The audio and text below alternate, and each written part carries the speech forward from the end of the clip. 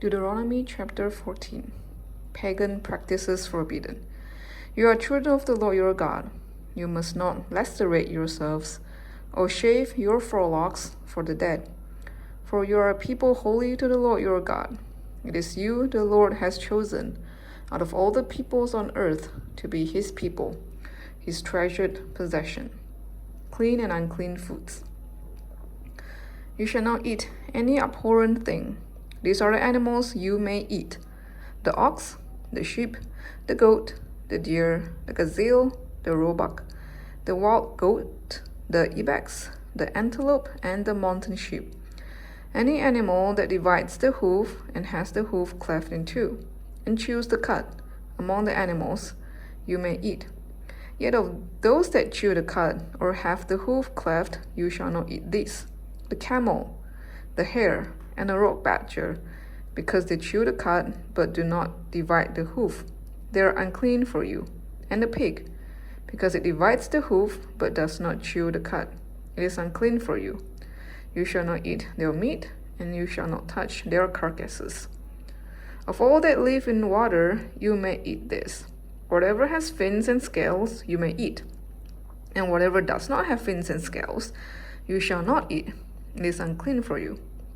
You may eat any clean birds, but these are the ones that you shall not eat: the eagle, the vulture, the osprey, the buzzard, the kite of any kind, every raven of any kind, the ostrich, the nighthawk, the seagull, the hawk of any kind, the little owl and the great owl, the water hen and the desert owl, the carrion vulture and the cormorant, the stork, the heron of any kind, the hoopoe and the bat, and all winged insects are unclean for you.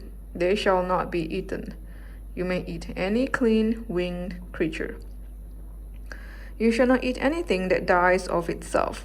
You may give it to aliens residing in your towns for them to eat, or you may sell it to a foreigner, for you are a people holy to the Lord your God.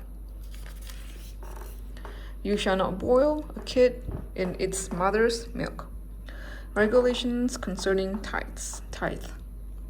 Set apart a tithe of all the yield of your seed that is brought in yearly from the field, in the presence of the Lord your God, in the place that he will choose as a dwelling for his name.